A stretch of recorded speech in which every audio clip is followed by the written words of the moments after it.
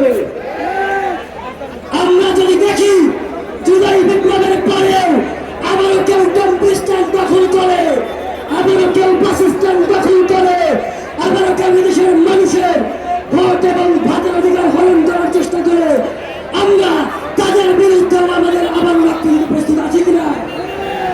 আমরা তাদের বিরুদ্ধে জীবন দেব কিনা?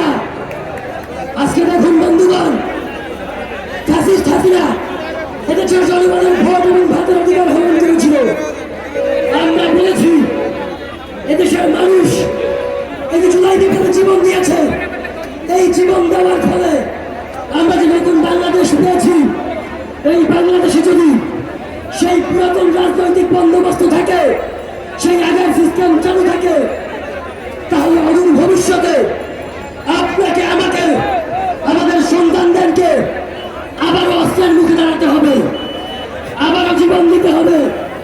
সেই জায়গায় দাঁড়িয়ে আমরা এমন একটি বাংলাদেশ বিনির্মাণ করতে চাই, যেই বাংলাদেশে আর কাউকে জীবন দিতে হবে না, আর কাউকে আমার টাকার কেনা বুলেট আমার সন্তানের বুক খালি করবে না।